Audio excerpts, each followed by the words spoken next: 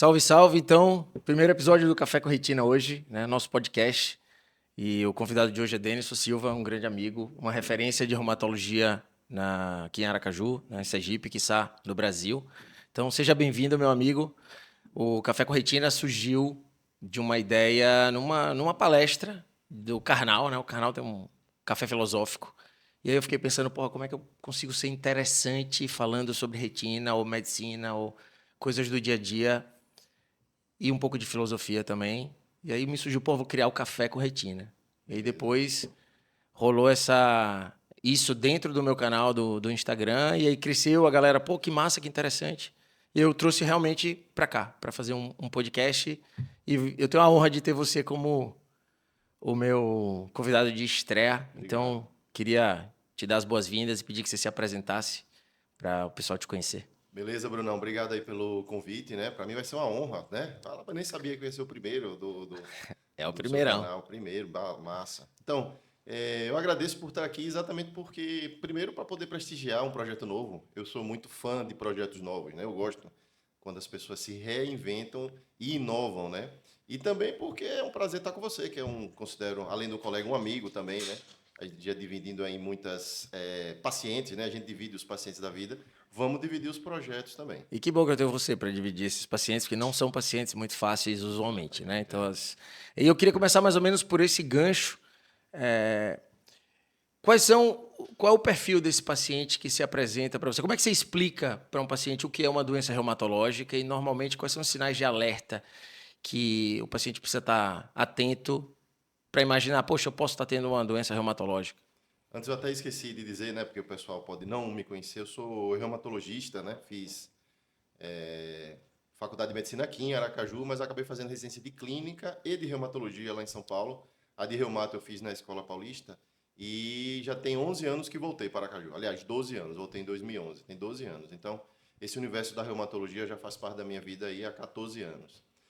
Bruno, na verdade se divide em dois grandes grupos, né? Os pacientes reumáticos, a maioria da população imagina que o paciente portador de reumatismo é o paciente portador de dor, Sim. né? Então, um paciente que tem a dor no joelho, dor na coluna, dor no ombro, onde for, eventualmente é portador de reumatismo. Nós reumatologistas dividimos em dois grandes grupos os pacientes, né?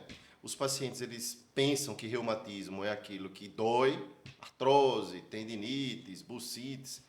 Ah, eu tenho reumatismo. Em geral, quando eu escuto isso é porque o cara tem alguma dor. E o reumatologista divide em dor mecânica e dor inflamatória. Dor mecânica é aquela adquirida por lesões, por esforço, por maus hábitos posturais. E as inflamatórias são as que provêm das doenças autoimunes. Então, dividindo a resposta em dois, o paciente que vai para o reumatologista ou vai porque está com uma dor, e essa dor ela pode ser articular, muscular, o que for, ou ele vem porque ou ele ou algum outro médico detectou que ele está com uma doença inflamatória sistêmica. Pode ser que seja da pele, pode ser que seja da articulação, do rim, do pulmão, do olho, de qualquer órgão ou sistema, porque o reumatismo, né, as doenças reumáticas, elas são do sistema, do aparelho conectivo, que é o aparelho de sustentação dos órgãos. Então, pode ser em qualquer canto. Então, todo paciente que eventualmente apresente um padrão de uma doença estranha que seja inflamatória e que gera uma consequência inflamatória, eu particularmente recebo, sei lá, 90% dos pacientes são encaminhados de outro médico. Raramente a demanda é espontânea. O paciente não vem para mim porque olhou, me viu em algum canto na internet e marcou a consulta. Normalmente alguém me encaminha. Até porque o cara tem uma dor no joelho, ele tende a pensar que ele tem que procurar o ortopedista Ortopedista. especialista em joelho, Isso. né? E exatamente isso é que é a grande diferença. Quando é dor articular, às vezes vem de primeira. Ele passou no ortopedista primeiro, às vezes, não conseguiu entender o porquê. Talvez a diferença entre reumato e ortopedista seja exatamente isso. A gente consegue, primeiro, avaliar as condições que são sistêmicas e que estão dor articular, e também porque o paciente, em geral, quer saber por que está doente, por que está com aquela dor, por que começa no joelho, vai para o tornozelo, depois vai para a coluna, e, em geral, o pessoal, os ortopedistas, eles tratam mais a consequência, ou seja, o que aconteceu, vamos resolver daqui para frente. O fator causal sistêmico, em geral, pode ter relação com a doença reumática sistêmica ou não, ou pode ser uma doença mecânica mesmo. E aí, nós, os ortopedistas, os reumatos ortopedistas, a gente divide os mesmos pacientes. Ficando o reumato enquanto for conduta clínica, né, enquanto for conduta conservadora, e o ortopedista também na conduta clínica conservadora, mas já avançando no território intervencionista cirúrgico, né? Você acha que os colegas costumam negligenciar um pouco essa história da dor nos pacientes e isso atrasa um pouco que eles cheguem até você? Ou seja, tipo, menosprezar um pouco. Às vezes eu sinto os pacientes reclamam um pouco para mim, mas ninguém valoriza a minha dor. Eu já tentei buscar ajuda e não tive essa dor muito valorizada. Isso é relativamente comum de outras especialidades? Não, isso é uma verdade, isso é um fato, na verdade, né? A dor é extremamente negligenciada porque nós médicos alopáticos, né, fomos formados numa medicina que sempre nós ficamos mais confortáveis quando a gente trata o contrário, trata o negativo. Então, se o olho deveria estar funcionando desse jeito, ele está inflamado, então ele tem uma doença, então eu trato o olho. Já quando você não consegue mensurar o que está acontecendo e a dor você não mensura, Sim. a dor é da pessoa, o médico fica desconfortável. Só que em vez de melhorar, entender como é que funciona algo que ele não está conseguindo medir pelo exame laboratorial, pelo exame de imagem, ele menospreza, muitas vezes, de forma preconceituosa, menospreza a dor do paciente, ou por não entender, dá respostas rasteiras, superficiais. Sim.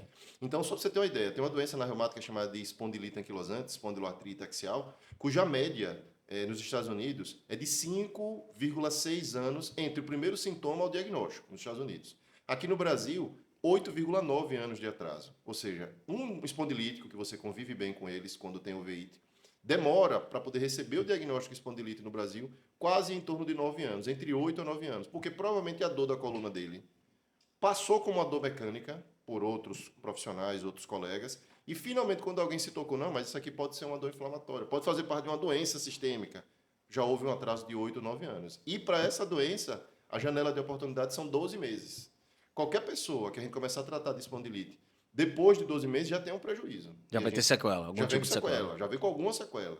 É óbvio que é muito mais fácil dar diagnóstico quando tem manifestação extra-articular. Isso para qualquer um. Para nós, reumatos, para os ortopedistas, porque o cara tem uma dor articular e tem um intestino inflamado, ou então tem uma pele com problema, um olho com problema, chama a atenção para um encaminhamento rápido.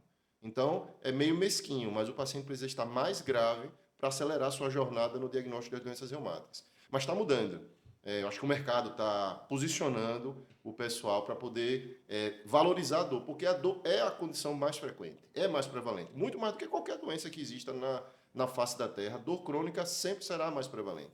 E o pessoal, principalmente os ortopedistas, estão entendendo que tratar bem um paciente com dor também traz para si dividendos diversos, pecuniários, pessoais, reconhecimento entre os pares. E aí, nesses últimos, talvez, 10 anos, a ortopedia está entrando de cabeça no tratamento de dor, no diagnóstico, encaminhando de forma mais precoce, mas a gente ainda tem um atraso aí, tem um atraso importante. Deixa eu puxar para oftalmo agora. Nas uveites, assim, eu aprendi na residência, na USP, onde passei, que 85% dos casos de uveites, de inflamações oculares, elas seriam idiopáticas, certo? E que a gente não precisaria mandar para o reumato no primeiro episódio. Baseado nisso que você falou, você considera que isso possa ser um erro? Ou seja, eu deveria encaminhar todos os meus pacientes, mesmo num primeiro episódio isolado, ao reumato em função dessa janela de tempo? Ou, estatisticamente, eu não tenho respaldo para isso? Você tem uma opinião formada? Não, eu tenho uma opinião, não sei se serei polêmico com isso. Vou usar o exemplo da uveíte, mas vou usar outro, que é a psoríase. A psoríase, eu toda vez que dou aula para dermatologista, eu digo, todo paciente com psoríase deveria ser avaliado quanto do ponto de vista articular. Se o dermato souber fazer, avaliar, examinar, pedir o exame, ele pode fazer isso. E se não souber ou não tiver seguro, encaminha todos para o reumato, porque se imagine, na psoríase, 38, 40% dos pacientes com psoríase têm artrite psoriásica. Então, o dermato que não pensar nisso vai estar perdendo quase metade dos diagnósticos em relação à artrite psoriásica. Uveíte, eu diria para você com convicção que sim. Todos os pacientes com uveíte deveriam ser encaminhados. Porque a conversa lá no consultório é simples. Você tem uma doença inflamatória ocular. Essa doença pode ser do seu olho ou pode ser o corpo inflamado atacando o olho. Sim. De qualquer forma, é inflamatório. O terreno inflamatório, ele não custa nada que o médico que está mais acostumado com inflamação, né, o reumatologista acostumado a lidar com o tratamento e com as consequências do tratamento, dialogue de melhor qualidade com o especialista no diagnóstico da uveíte. Na pior das hipóteses, eu estaria evitando ser negligente, Exato. encaminhando todas as Olha, eu vou lhe pessoas. dizer que é provável que essa estatística dos 85% seja o contrário, porque de todos que você me manda, de todos que os outros uveólogos me mandam, todo paciente de olho, é claro que tem um viés porque você selecionou, mandou para mim o que já viu uma suspeita. Sim. Mas 100% dos que chegam para mim eu dou algum diagnóstico. 100%. Às vezes, o diagnóstico não é uma doença sistêmica autoimune idiopática. Às vezes é uma reação à lente, né? Que ainda atendi ontem, Sim. ou foi há 2 dias atrás, uma outra paciente que colocou uma lente de catarata e essa lente de catarata está gerando uma Uma UVI. reação de corpo estranho Uma reação ao corpo tardia. estranho. Então, alguma coisa o reumato pode contribuir quando o olho está inflamado e, eventualmente, está conseguindo resolver com as estratégias oftalmológicas. E, no mínimo, o que vai acontecer é o reumato dizer não tem doença sistêmica. O oftalmo vai ficar muito mais tranquilo para ele poder Claro. atuar da maneira que ele achar mais adequada. Então, eu acho que sim. Não é puxando a sardinha para o meu lado, não. Inclusive, nós temos hoje uma vantagem. A reumato está crescendo muito em termos de especialidade e escolha, com o entendimento da fisiopatologia das doenças. Sim. E a adoção do treat to target, que é o objetivo, tratando o alvo, a reumatologia está virando uma especialidade mais charmosa, mais atraente, e tem cada vez mais reumatologista. Então, acho que é uma conduta salutar. E na sua realidade, tem muito paciente que abre uma doença reumatológica com o olho ou não? Isso não é um componente muito importante do seu dia a dia? Doença reumática ou doença autoimune sistêmica, sim. O olho eu considero sendo a nossa janela de diagnóstico. São algumas coisas que são meio que irmãs da articulação, né, da cartilagem. O olho é certamente um dos principais. Pulmão, rim também. Mas na mesma proporção que pulmão, que rim, que sistema hematológico, né, anemia, plaquetopenia, essas coisas, toda vez que eu vejo um olho inflamado e esse olho é um olho mais persistente, mais resistente ou intermitente, tenho certeza que tem alguma coisa por trás. O diagnóstico não é tão simples às vezes, porque as doenças, cada uma delas são raras, né? Você vai pegar, por exemplo, a doença reumática mais comum que tem associação com o olho, que é a artrite reumatoide. A artrite reumatoide é 1,8, 2% da população. Então, já imagine a manifestação ocular que não chega a 50, 60% dos pacientes com artrite. Agora eu vou te fazer um elogio, né? Porque eu tinha uma dor, né? E essa dor era... Pô, eu mando os pacientes para o reumato. Mas assim, 5% me contribui com alguma coisa. 10% me contribui com alguma coisa. A maior parte, o paciente voltava... Olha, doutor, eu estou voltando aqui, ninguém achou nada não, pediu esses exames aqui. E isso, de certa forma, era um pouco desalentador para mim, Sim. né? E aí, bom, da nossa parceria surgiu um feedback, Sim. né? Ou seja, mesmo quando você acha que pode ser isoladamente alguma coisa do olho, você conversa comigo, você manda um feedback para mim. E isso foi bastante importante, então eu te parabenizo aqui, porque não é à toa que a gente tem essa parceria com os nossos pacientes. E eu acho que fica aqui nesse podcast a mensagem que se você tem pelo menos para mim, se você tem uma inflamação ocular, é importante, mesmo sendo um primeiro episódio, que você seja avaliado por um reumatologista, né? E, bom, aí agora eu vou polemizar um pouquinho, vamos falar sobre cloroquina, tá? Cloroquina e retina. E aí, vilão? Ela é uma vilã ou ela é uma mocinha nos seus tratamentos do dia a dia ainda, né? Cloroquina recentemente teve uma polêmica grande durante a Covid, né? As pessoas tratando a cloroquina como algo extremamente danosa, enfim, mas não vem ao caso agora. O que eu vejo na minha prática, que eu quero talvez polemizar um pouco com você, é que assim, eu vejo muito uma receita de bolo na prescrição da cloroquina e um certo desprezo para a dose tóxica ocular, né? Então o cara passa lá, a gente sabe que é 5 miligramas por quilo, Sim. e o cara está usando 400 miligramas por dia de Reuquinol numa paciente de 50 quilos. Não é infrequente isso acontecer no meu consultório. Graças a Deus, eu considero a cloroquina uma droga segura. Então, a gente tem tempo de discutir isso, né? E eu queria ouvir um pouco sua opinião. Então, vou puxar a polêmica pelo meio da conversa aí sobre a questão lá da pandemia. Só para poder tentar trazer para o pessoal que está acompanhando o seu podcast uma verdade, na verdade, né? Houve uma série de preconceitos, até fake news acerca da cloroquina durante a pandemia. Muitas delas hipervalorizando algo que a cloroquina não consegue fazer, nunca Sim. conseguiu. Só a título de curiosidade, estudos de cloroquina para tratamento de virose já vem desde a década de 70. Então, muita gente já tentou linkar cloroquina para tratar doenças virais há muitos anos e nunca deu certo. Não vai dar certo com Covid, porque não é uma medicação que seja diretamente um antiviral. Ele é um medicamento que modula uma das respostas, né, interferon gama e interleucina 6, que acontece com as viroses. Então, Sim. logicamente, não ia dar certo, nunca. Não tem nada a ver com politicagem aqui, né? Claro. Nem lado político nenhum. Eu estou dizendo a realidade. Isso já foi testado com rinovírus, já foi testado com adenovírus. O coronavírus é muito parecido, do ponto de vista estrutural, com esses vírus. Não ia dar certo. Não deu certo antes, não ia dar certo agora. Isso acabou trazendo um prejuízo. Pacientes que usavam cloroquina há anos, nunca tinham apresentado absolutamente nada. Depois ou durante a pandemia, passaram lá no consultório e disseram: doutor, não quero mais tomar o remédio, porque esse remédio faz mal para o coração. E eu tive o dissabor de encontrar algumas pessoas, referências mesmo da medicina aqui do nosso estado, falando um monte de abobrinha sobre uma medicação que eles não têm costume, não está no dia a dia, e aí demonizaram a cloroquina. Nem pode santificar, ela não resolve, ela não é uma panaceia, ela não resolve tudo. E nem demonizar algo que é do nosso dia a dia, Que né? a Há gente anos. já usa isso, e aí eu me peguei debatendo, depois eu cansei de debater, porque eu falei: olha, já prescrevo esse negócio há, no mínimo, 10 anos aí. Desde que eu entrei na residência e depois, durante a minha área de atuação, eu nunca pedi um eletrocardiograma para ninguém que eu vou prescrever hidroxicloroquina. Sim. Todos os pacientes, naquela ocasião na pandemia, 2020 e 2021, eu fiz uma conta rápida na minha cabeça, talvez eu tenha prescrito mais de 1.500 pessoas de cloroquina, eu sozinho, independente da residência e dos outros pacientes. Imagine. Eu nunca tive uma arritmia que pudesse ser relatada à cloroquina. Um paciente chegou para mim e disse: doutor, minha mãe parou de usar porque ele teve uma arritmia.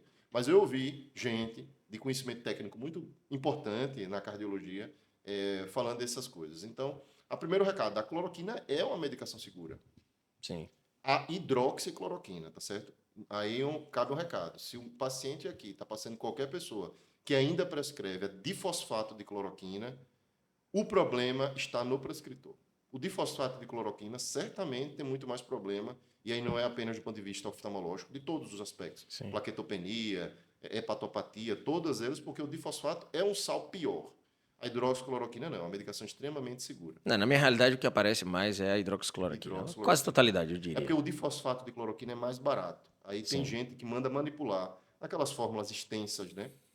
Que, fugindo um pouco do tema, são sempre prejudiciais. Toda vez que você tem 5, 6, 7 medicamentos manipulados no mesmo, é lógico que é ruim para o paciente. Você não vai conseguir fazer uma farmacovigilância adequada. Quem é que fez o mal? Você está tomando 7 coisas com dose fixa. O difosfato está nessas formulações ainda hoje em dia, 2023. Hidroxicloroquina para a gente é vamos dizer assim, uma droga extremamente útil, porque estudos muito clássicos e renovados mostram que o indivíduo usuário de cloroquina tem menos flare de qualquer uma das colagenoses. Qualquer patologia do colágeno, lúpus, Sjögren, esclerodermia que use a hidroxicloroquina, ele tem menos crises. Consequentemente, ela não é o remédio para tratar a doença. Mas evita que a gente fique dando corticoide, que a gente fique trocando de medicação. Então, a medicação é muito útil. Orientando para o paciente, o que você chama de flare é a oscilação. Exatamente, é a crise da doença. Então, toda doença autoimune, ela tem, ela por natureza é intermitente. A gente quer deixar ela no basal baixo, mas toda doença autoimune vai ter escapes. Esses escapes, que são os flares, são muito mais frequentes, principalmente no grupo dos lúpicos, do lúpus, quando o paciente não está usando a hidroxicloroquina. Então, abrir mão da hidroxicloroquina significa, obrigatoriamente, você usar mais outras medicações, outros remédios. Então, a gente usa frequentemente, bastante. E para artrite reumatoide também. E essa questão da dose, é uma necessidade ou é uma falta de cuidado? Às vezes você tem uma dose... Sem dúvida, falta de cuidado. Porque, assim, como a apresentação comercial é única, né, 400 miligramas, boa parte dos reumatologistas acaba, porque está preocupado com outras coisas, com as outras drogas que o paciente está tomando, com o diagnóstico, vai lá e se conforma em prescrever um comprimido por dia. É muito cômodo, é mais fácil. Prescreve um comprimido por dia. Mas você tem razão. A variação de peso, dose por peso, é o que faz a cloroquina dar problema no olho. Do que faz a cloroquina realmente trazer algum tipo de problema é o descuidado do médico, do reumatologista, com a dose, e às vezes negligência do próprio paciente. Que pode ser do médico também. Porque se o médico não alertar uma vez por ano para o cara ir no oftalmologista, às vezes o cara se perde. Né? Tem gente que está tomando cloroquina há 10 anos, 12, entrou na vida da pessoa. Ela não acha que é algum problema. Né? Ela acha que é super segura e... Bom, mas a minha dúvida é justamente essa. Se na verdade era uma necessidade que esse paciente tivesse uma supradose naquele... Ou se era só uma... Não, é negligência. Porque eu tenho começado a ser um pouquinho mais rigoroso. Porque antigamente eu só via casos de 25 anos de uso, 30 anos de uso. Eu comecei a ter uns casos com menos tempo, assim, 10, 15, começando. Hoje a gente tem exames diagnósticos, como a tomografia de coerência óptica, né, que me dá muito precocemente o comecinho do afilamento da retina antes de você ter, por exemplo, quando a gente vê a lesão no mapeamento, só para te orientar sobre isso, se eu tiver visto no mapeamento de retina uma alteração por cloroquina, ela já é reversível, ela já tem sequela. Exatamente. Eu já não tenho mais o que fazer. Tá? Então, o ideal realmente é a gente fazer um acompanhamento com campo de visão e agora tomografia de coerência óptica, né? Que aí eu vou ter. O outro seria eletroretinograma, mas a gente não tem aqui no estado. Mas a tomografia me dá precocemente. Recentemente eu tive a paciente e eu tive que intervir na dose dela, em parceria com o reumato, porque estava começando com 10 anos de uso. Essa coisa, mas ela estava com 9 miligramas por quilo, sendo que a dose de toxicidade é a partir de 5, né? Então, mas isso é importante.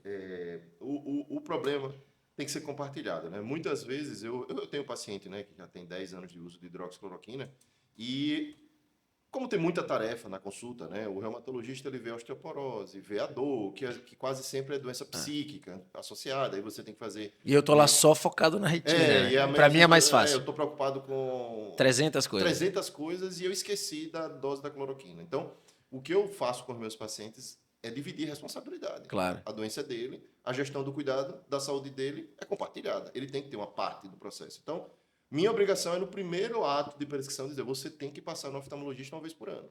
De vez em quando eu me lembro de cobrar. E não é infrequente, principalmente dos pacientes mais jovens, aqueles que não vão no oftalmologista anualmente, né? Porque quanto mais velho o indivíduo vai naturalmente para ver vício de refração e etc.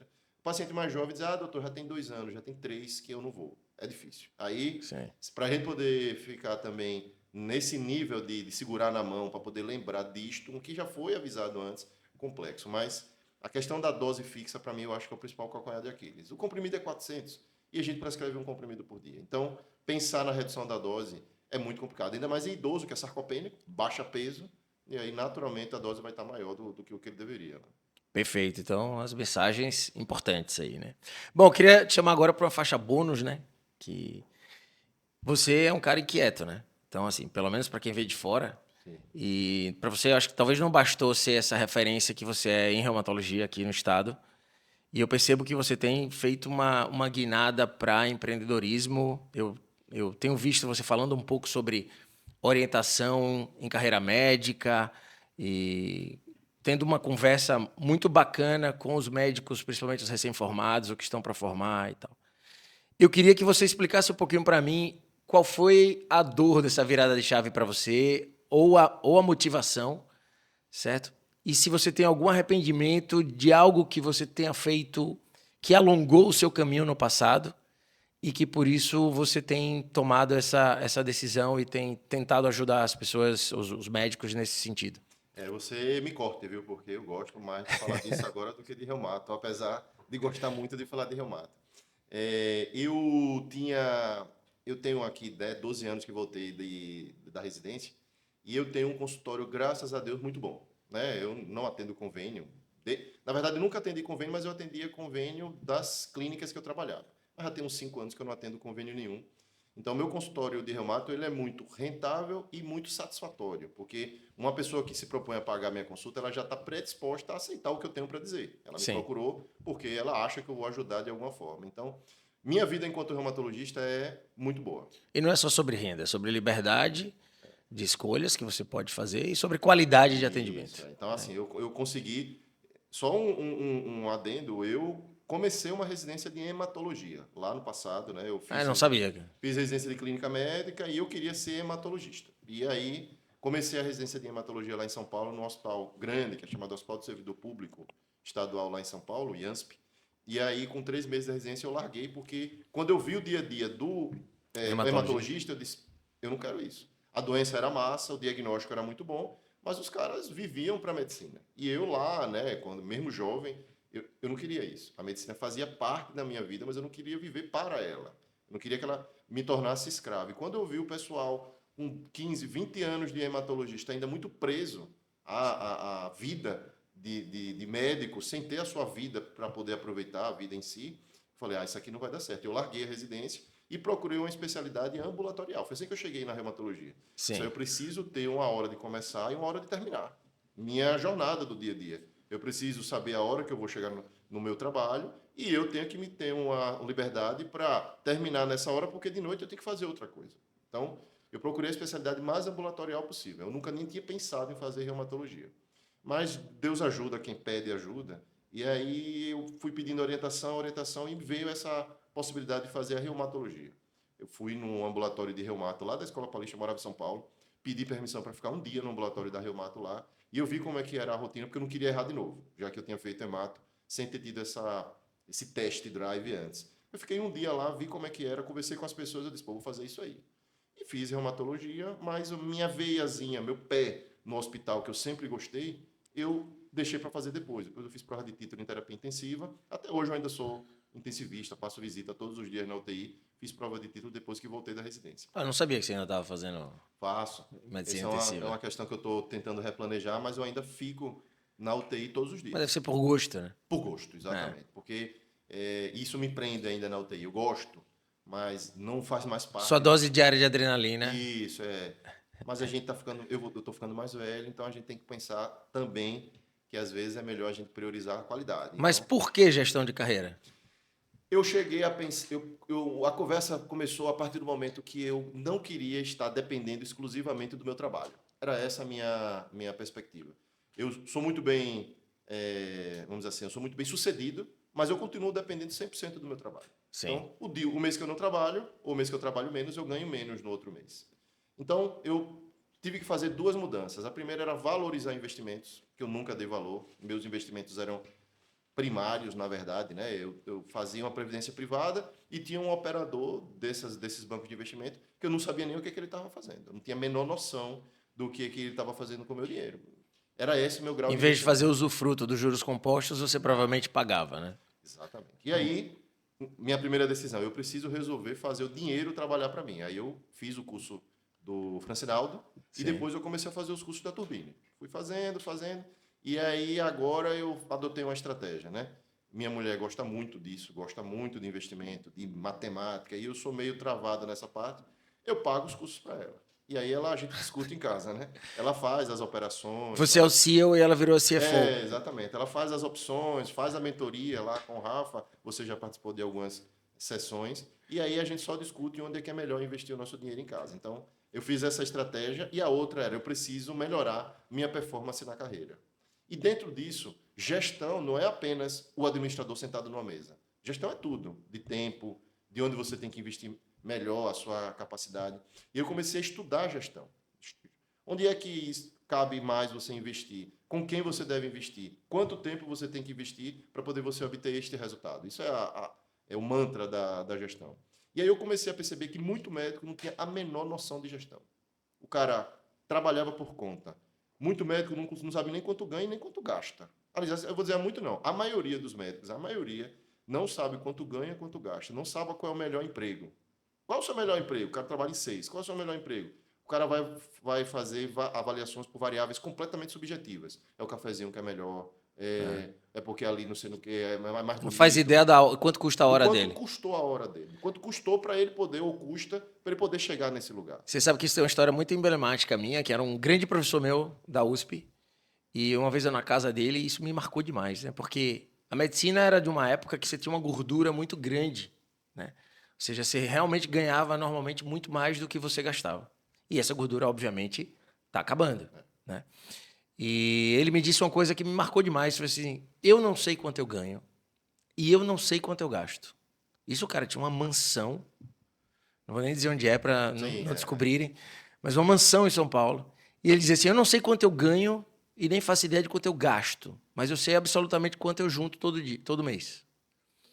Então, porque a medicina tinha essa gordura, mas só para mostrar o quanto o cara não estava nem aí para a hora dele, ou para quanto ele gastava, ou o que ele fazia exatamente com o dinheiro. Né? Mas em compensação, adoece. Né? Por isso que os médicos aí entre 5 a 10 anos estão entre as classes das pessoas, das profissionais liberais, com maior índice de várias doenças. Né?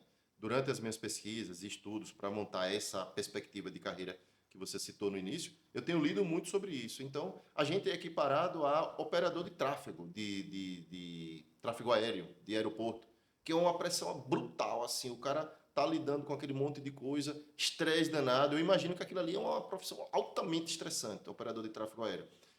Muitos médicos, muitas carreiras médicas, emergencista, anestesista, cirurgião de trauma, tem índice de doença cardiovascular, depressão e câncer semelhante ao operador de tráfego aéreo. Ou seja, por que que isso acontece? Sendo que a média salarial, se isso for uma variável importante, é maior do que a média dos outros profissionais. Má gestão. Não é só gestão financeira, a gestão financeira é importante, mas é falta de foco, falta de meta. Onde você quer estar daqui a 5, 10 anos? Essa pergunta é fundamental para quem quer se tornar um profissional bem-sucedido, é onde você quer estar pessoalmente, família, religiosamente, eticamente.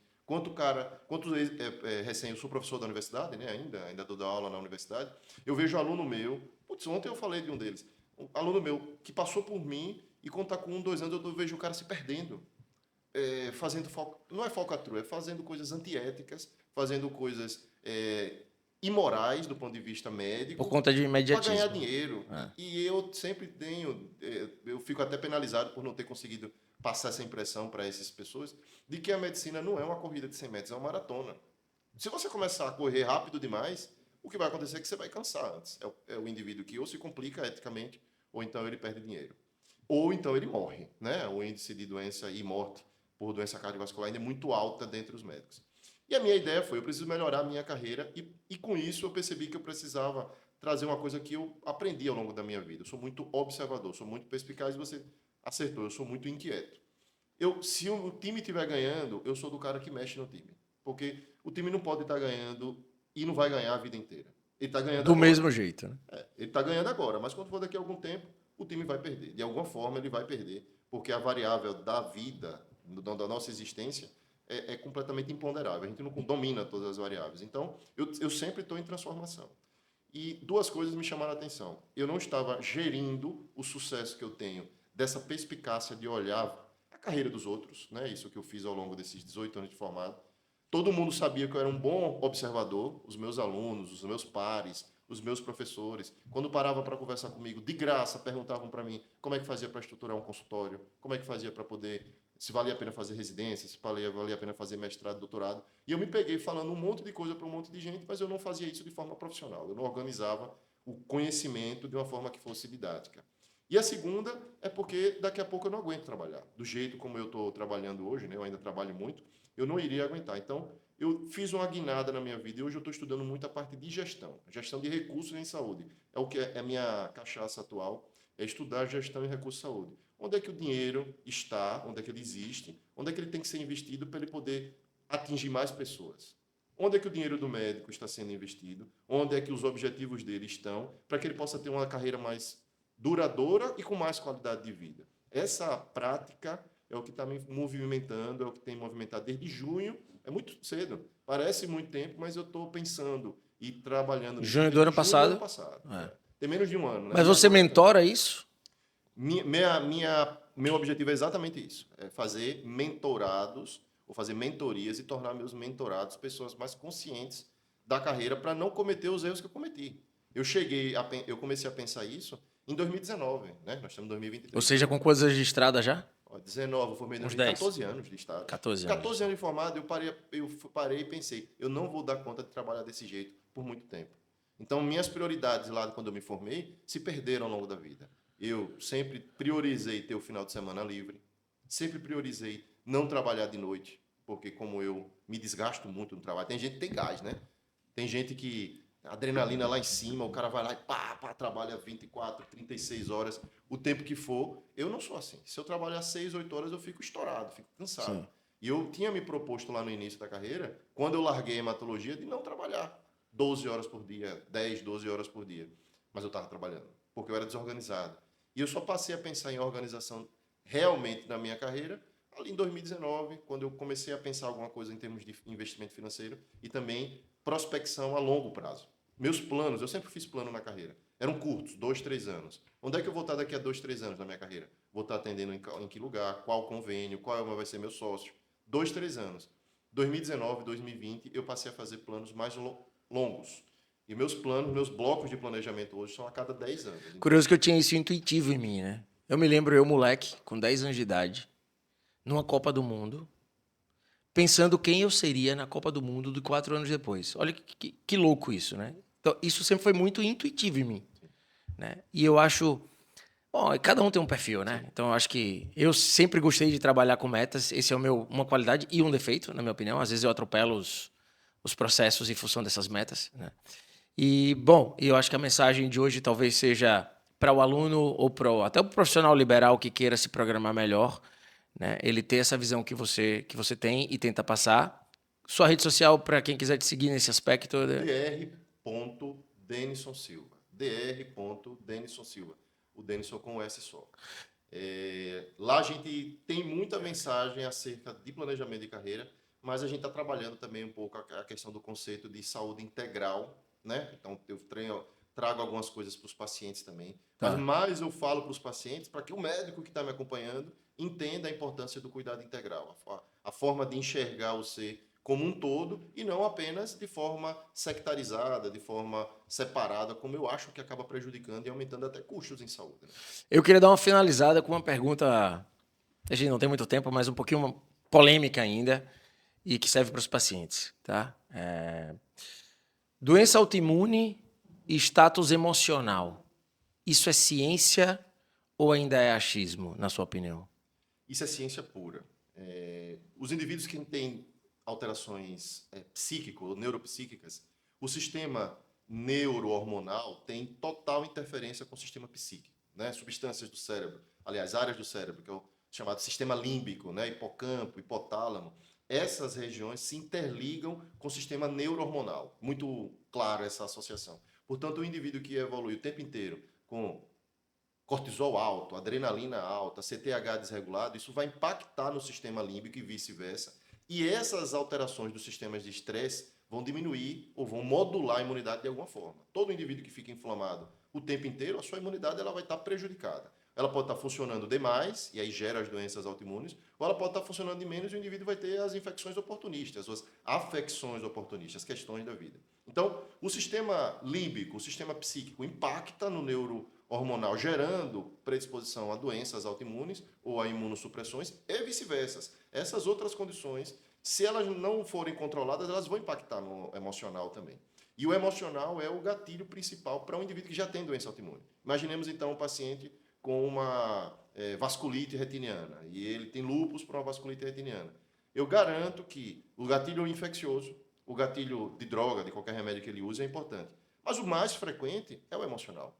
É a hora que ele não consegue controlar os fatores gatilhos emocionais do dia a dia e ele dispara um monte de hormônio de estresse, ele vai entrar em crise da doença dele. Então vamos extrapolar. Depois da Covid, eu acho que o mundo inteiro acordou um pouco para as doenças, ou pelos acometimentos, vamos chamar de doença, né? Do psique, né? Do emocional.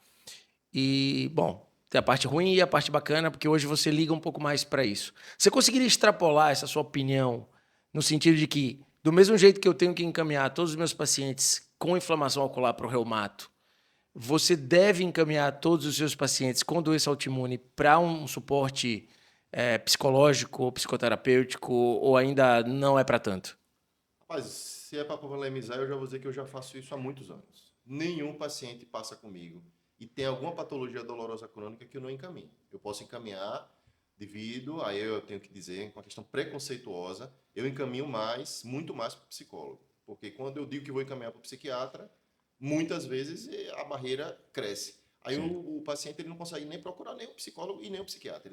Ele automaticamente se autorrotula como se eu tivesse dito que ele é louco, né? Que ele é desequilibrado. Quando, na verdade, todos nós estaremos mais saudáveis se a gente cuidar da nossa mente, da nossa mente emocional. Sim. Eu digo isso, é meu exemplo. Eu faço terapia, sei lá, nem sei, na vida, eu acho. 15, 20 anos que eu faço terapia. Ela é intermitente. Teve períodos que eu fiquei sem fazer. Tem períodos que eu faço a cada 15, a cada 30 dias. Ontem eu recebi alta do meu psicólogo. Fiz a minha terapia ontem, faço dia de sexta-feira. Alta no seguinte sentido. Eu estava muito ruim, era semanal, passou a ser quinzenal e ontem ele me disse, pode ser mensal. Ou então, por enquanto, ok. Ou por enquanto você... E daqui a pouco eu volto.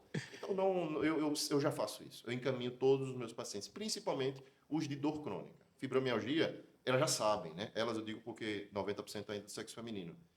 Vai passar comigo, tem que estar passando com psicólogo, psiquiatra, senão não passa. Porque tem coisas que eu não vou conseguir abordar. Eu já estou preocupado com a dose do remédio, com o diagnóstico diferencial, com os exames que ela traz, eu tenho que anotar. Como é que eu vou cuidar Também do não. problema de relacionamento dela, do problema com o emprego, da questão que ela tem com os filhos? Alguém vai ter que ajudar, vai ter que intervir. Então, eu já faço isso e acho que isso deveria ser uma conduta adotada para todo mundo que lida com doentes crônicos. No meu caso é dor, porque é a minha expertise. Mas imagino você, por exemplo, um paciente tem um problema ocular, vejo com frequência, e o cara teve um déficit visual. O quanto que isso impacta na cabeça do indivíduo? O cara trabalhava, era uma senhora que eventualmente já trabalhou, mas agora não consegue mais fazer a coisa. O quanto que isso daí deve estar impactando no funcionamento da vida dela e o quanto isso impacta na doença dela. Então, acho sim que é uma medida extremamente salutar. Perfeito. Meu amigo, muito obrigado pela sua presença aqui hoje, estreando o nosso podcast do Café com Retina. Espero que vocês tenham gostado. Curtam aqui, né? Compartilhem. Se gostaram do assunto, já nos siga aqui, fiquem inscritos no canal e até a próxima do Café com Retina. Valeu, meu amigo. Valeu, Brunão. Obrigado.